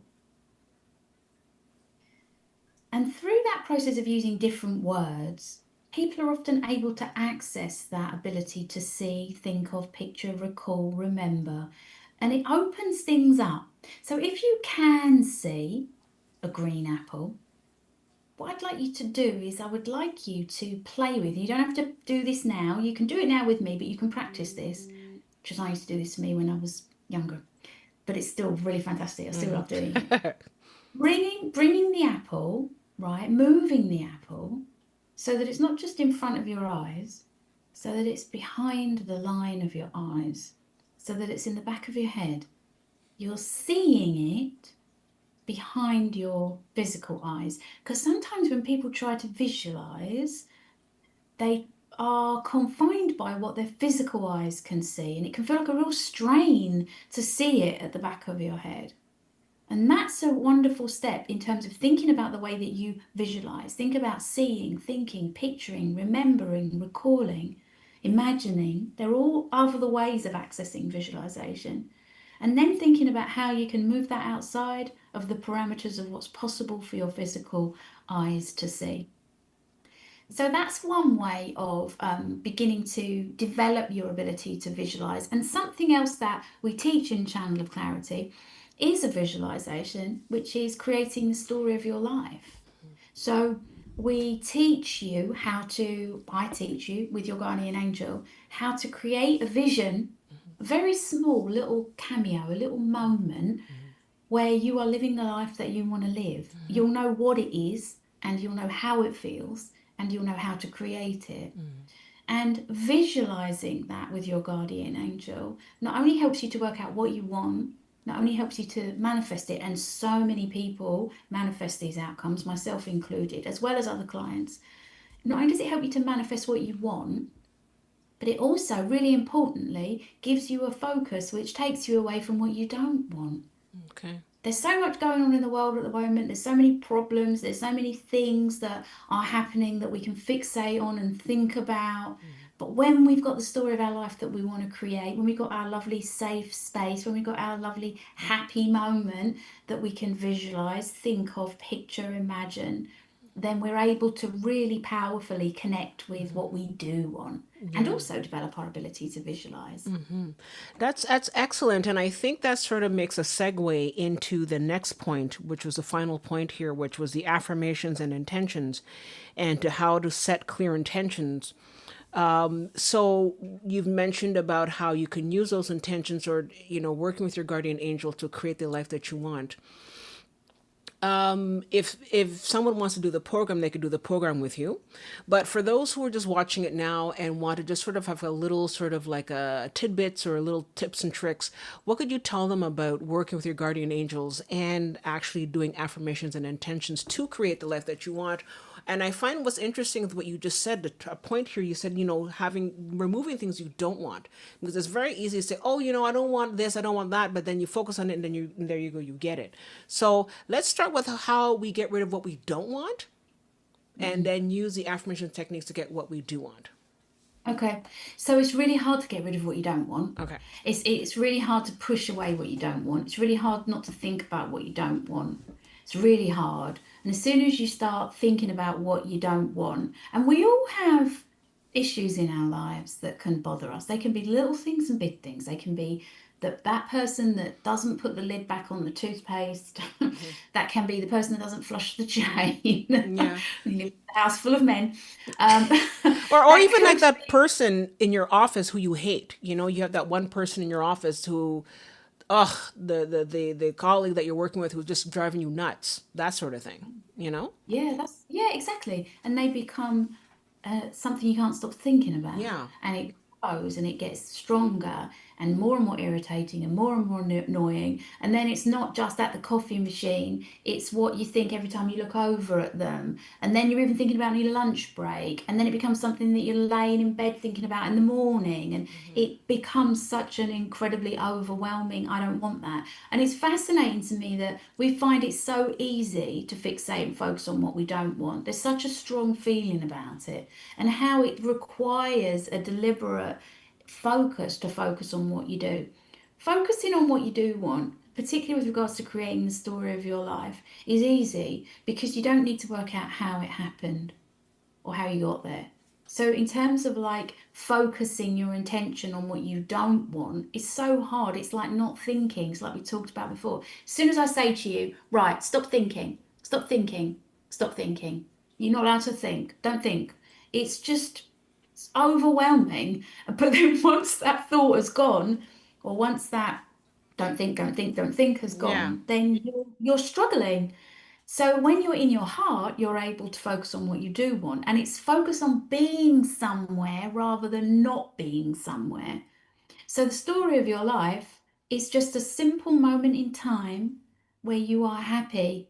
For me, it was a couple of years ago, sitting on a wonderful terrace and I'm just looking at trees and it's quiet and I'm peaceful and I've got a lovely coffee in my hand because I really like coffee. Hmm.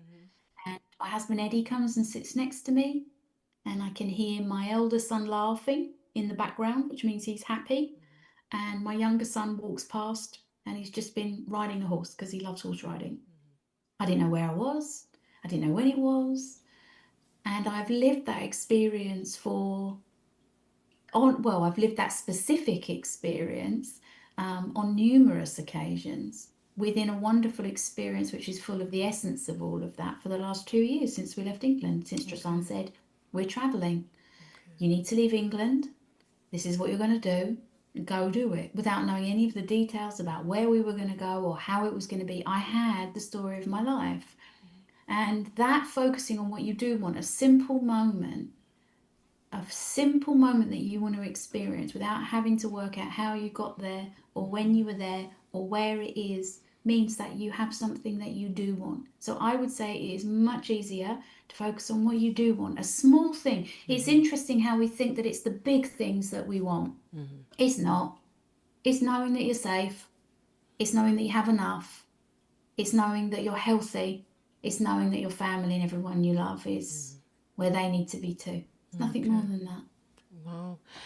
That's And that's really focusing. beautiful. That really helps, and it's really beautiful because you're right. A lot of times we're just focused on the horrible stuff, like, oh, I hate my boss, or the blah blah, or but how am I going to pay my rent? That kind of thing. Because there's also Yeah. that too, because some people don't feel safe. Like, I Mm. mean, I don't know. I mean, it at that point, would you say to focus on the fact that they don't have the rent money, or the fact that they want to feel safe and just say, I'm fine, I have enough. It goes back to what you're saying about having enough, you know? Yes, it's interesting because it must be true. So, like, we're kind of talking a bit about allowing here, which is really beautiful. I would never want anyone to convince themselves that something is true that isn't true. That's the foundation of my work. I would never want anyone to have blind hope or blind faith or just give themselves fully to something without having full connection and trust and understanding. And that's why I love to do what I do and help people to create those kinds of relationships.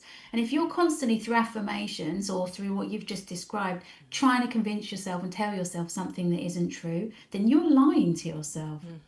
Then you are telling yourself to believe something that isn't true.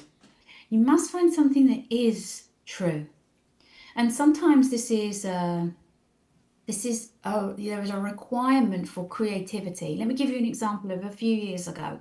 When I had my first son, I was both happy and joyful and frustrated and exhausted. And I remember saying to Tristan, I've lost my freedom. I now have to do something for someone else all the time. A baby that didn't sleep, a baby that got me up every morning like 4:30. Everyone else's babies seemed to be sleeping. Everyone else's babies, I don't know, everyone else's experiences seemed to be just dreamy, and mine wasn't. And I felt so devastated by feeling that way. And also, I felt that way. I said, I've got no freedom. I can't go anywhere. I was on my own at the time because my husband used to work away. So it was just me. I felt trapped. And the more I focused on that feeling of loss of freedom, the more I focused on that feeling of trapped. And everyone can think about how that can relate to their life if they don't have enough or they're not living in the circumstances that they want to live in. Tristan said to me, you have to focus on where there is freedom, right? They're givens that you may not consider to be enough. But when you focus on where you do have freedom, where you do have choice, then you can amplify those qualities in your life. And I think people are frightened to do it sometimes because they think the universe somehow will imagine that if they're accepting of something that isn't the complete picture of what they want, then the universe will hold them there, but it won't. So, Tristan said, you feel trapped, you feel like you don't have any time. It's not true. Look at all those books you've got on your bookshelf there. You can pick any one of those and sit down with it. You have freedom, you have choice. And silly things like you have nail varnish, nail polish. You can choose any colour. You've got freedom to choose any of those colours. And it felt so insignificant and so inadequate to me. But I did it. I saw where I had choice. I saw that I didn't feel that I had freedom, and then I saw where I did have freedom and I did have choice, authentically, honestly, not to the extent to which I wanted it, not in the quantities or in the frequency to which I wanted it, but it was true. And through that activation, through affirmations or through focusing on what you do have, not convincing yourself if you don't believe it, but allowing yourself to be in that energy of this is where I have this quality that is missing. This where is where I have abundance, for example. You activate it. The universe doesn't Right. hear, oh, she's just quite happy with that. The universe hears she wants more of that. Your guardian angel hears she wants more of that. I can remember with abundance, I used to, like, for example, when I'd done our shopping on a Friday, I would look at the fruit bowl and I would go, look at the abundance. Look at the abundance of apples, you know? Mm-hmm. Look at the abundance of salt. Salt was always a really big one for me. I think this goes back to ancient times, having a really full bowl of salt. Mm-hmm. You know, Yeah. it was like real commodity, wasn't it, back in Mm-hmm. time? Yeah, It's not absolutely. that way now. No. But seeing that and going, look at Mm-hmm. that abundance, looking out into nature and being creative and saying, look at all those leaves on those trees. Look at the abundance. And that wasn't, those leaves were the green notes that I wanted in my wallet or my purse. Absolutely. Who doesn't? Exactly. But I wasn't going to say, oh, I'm so abundant. Oh, I'm so abundant. That's where I find Mm-hmm. affirmations challenging when you're Mm-hmm. lying to Yeah. yourself. Yeah. I am so abundant. You don't feel abundant. It's like saying, I'm so slim if you don't feel slim. Yeah. It's wasting your energy. Mm-hmm. Find something that you truly and authentically can say to yourself. It might not be the full picture of what you want it to be like, but find where that exists. Find that freedom in the bookshelf. Mm-hmm. Find that nail polish. Find that abundance in the blades of grass that are outside. Look how abundant the world is around me. Look at Mm-hmm. how things are growing and developing and how everything's thriving. You have to be creative, but the universe doesn't care whether you're focusing on the leaves on the trees or the leaves and that are in your wallet of those Yeah. notes. It's the same thing. Mm-hmm. And you know what? That's definitely having to do with energy as well. because Yes. energetically you're saying, look, you're not giving yourself BS. They're saying like, I'm stiff when I'm not. I mean, trust me, I can vouch for that one. But Good. definitely being clear about what is that you want, and again, energy. So the more you feel you're abundant, and you said the universe is not looking, it'll just give you more of what you're looking for. So I just wanted to sort Definitely. oh, sorry, go on.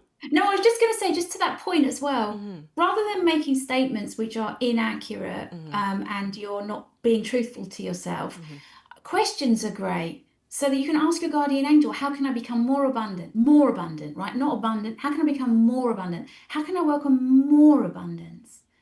How can I and what can I do are the ways that I teach people to ask their guardian angel questions. How Okay. can I and what can I do too? They are so forming sentences of that kind. And then the universe is looking for answers. Your mind's like, how can I become more abundant? The universe is asking, you're sending out that I want more, I'm wanting an answer. Yeah, that works very well too. Yeah. And last but not least, before we go, I think I see a copy of your book in the background there. Did you want to talk a little bit about your book, or just tell people Yeah, about your book? And then we you can, I think too. I have one last question, but then I just wanted to sort of talk about your book. Yeah, sure. Let me go get it. Yeah, It's leaning sure. up against the little lovely fish tail that I Yeah. have here, the mermaid's tail. We're staying by the coast at the moment in Chile, and so the whole house is themed with like really lovely seaside mermaids, shells. It's really lovely. So yeah, Okay. that's actually a light. So yeah, this is the book. It's Channel of Clarity I think you're going to method. have to pull it back a bit. There's a lot of light, I think, where you are. Pull it back. Yeah, there we go. I think we can see a bit more. Yeah, that's it. The Perfect. Channel of Clarity method, which is the book which teaches you how to communicate with your guardian angel, is available on Amazon. I'd also love to share a $1 link if that would be good for your Oh, audience. If sweet. yeah, so you Yeah. can just go and have a look. It teaches you what we've talked about today, which is learning how to communicate with your guardian angel. There are some wonderful quizzes in there and self-discovery, takes you through awakening heart center, calling in light, becoming charged with light, creating a channel of clarity. There's also really great information in there about how you can begin to identify what your guardian angel colors might be Okay. and what they mean in terms of your life purpose strengths. So yeah, it's this is what I wrote with Tristan, and yeah, that's available on Amazon, or I'll send you a $1 link as well if you'd Yeah, like digital. perfect. So after we finish, we can put. I'll update the links below. So Great. people, don't worry. If you're watching it right now, like on the live session, I don't have those links yet. But then if you're watching it afterwards, we'll have those links set up for everyone. And just last before we go, somebody asked an interesting question. I really want to just, because I think this is really important. I have Lori Spriggs who said, "Is your guardian angel the same as your higher self? And how do they are they different, and do they work together?" And I think this also Mm. dovetails into a question about, for example, where you said you only have one guardian angel, but I'm getting the impression, you can correct me if I'm wrong, but I get the impression that sometimes you'll have the one guardian angel, but then you sometimes have guides or even like family members. And so I think that's what people are seeing. They see a whole bunch of people, sort of, a crowd, one guardian angel, but then you have guides and families and stuff like that. Did you want to just sort of clarify that Yes, for sure. us? So you absolutely. So you have one guardian angel, and you do have a team. You do have a team around you. Those that have passed over that are here to guide you, other energies and spirit guides that are here to help you with certain tasks or periods of your life. They tend to be temporary in terms of being involved with a particular part, phase, stage of life. Your guardian angel is with you from conception all the way through until you pass over and never leaves your side. So your guardian angel is always with you. But you're quite right, you have lots of benevolent, loving, positive energies with you in this lifetime to help you. Your guardian angel is your highest guide. So this is where we talk about higher self and highest guide. So, higher self is a wonderful opportunity that we have to connect in with a part of us, which is that spiritual dimension of who we are, because we are energy as well as being physical. The higher self is often the way in which intuition reaches you. It's a wonderful communication channel which can provide you with great insight. But in my experience, it's limited to what you are able to access through your own consciousness. Your guardian angel is infinite wisdom. Your guardian angel is the angelic realm, exists within the angelic realm with the archangels and the other angels, and is connected to source energy. And so your guardian angel is with you to help you to fulfill your purpose, filled with the energy of your life purpose, and is not limited in terms of what your higher self has access to or knowledge of.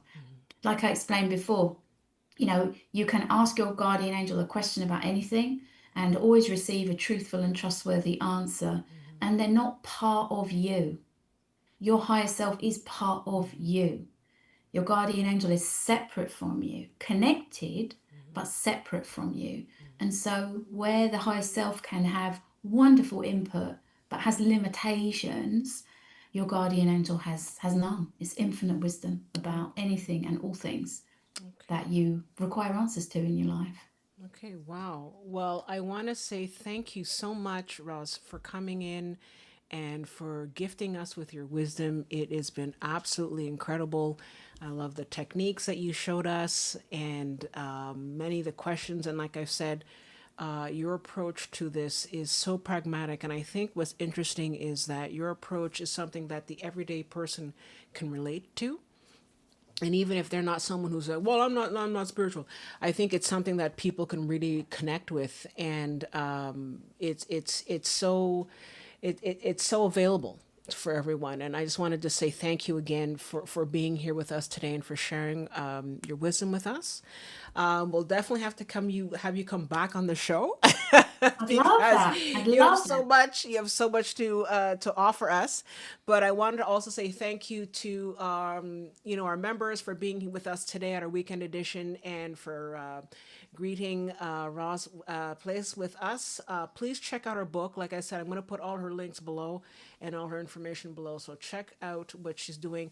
And do your courses begin at a certain time in terms of, like, let's say, like a spring session or a fall session, or can anybody just sort of go to your website and just start the courses like that? How does that work with your courses? So I currently have a group coaching class which Okay. starts on the 11th of July. So if anyone would like information about that, they can just email me, ros@rosplace.com. I'd be delighted to send you information about that so that you can take a look. Includes connection with your guardian angel, a reading, and then wonderful process of the channel of clarity in a small group. I ran it first of all in January with a small group as a beta, and everybody who went through that process verbally channeled, which is fantastic. And the mentor program, you'll see details of on my website, angelswithros.com. I take a certain number of people into that program every month, and you can read all about what's included. It is one-to-one. So it's a mentorship where I take you all the way from wherever you are, whatever stage of spiritual development you're at, whether you're completely new or whether you've explored other things before. And I take you all the way through the program so that you learn how to verbally channel your guardian angel. And in both of those programs, I'm with you every single step of the way. We're actually going to have a new website up and coming in the next month or so, which we've been working away hard on. But if you would like to ask me any questions, then please don't hesitate. I love answering questions. I'm always very happy to answer your questions and just help you to work out what's going to work for you and if communicating with your guardian angel is going to be a good fit for you. Okay, great. Well, thank you again. I know that you have your son's birthday, so I don't want to keep you too long, but I just wanted to say thank you again, Ross, for being with us. This has been really an absolute beautiful, beautiful presentation, and I actually just sort of feel the warmth and the light. I just absolutely feel, and I can tell by the comments that we're getting in the chat that people feel the same way. So I just want to say thank you, and the members of the Starseeds and Lightworkers Collective, thank you as well. And this is beautiful, and we look forward to talking with you again. So, as always, everybody, thank you for joining us today. Please like and subscribe. We have a lot more content coming, so please subscribe and let us know what else you'd like to hear about as well. I will be putting again Roz's information below, and you can contact her and definitely check out the courses that she offers. I can tell you right now, I'm going to be definitely checking out her courses for sure. And so, thank you again for being here for our weekend edition, and we look forward to seeing you on Wednesday with a new guest. All right. So take care, everybody. We look forward to seeing you soon. Take care.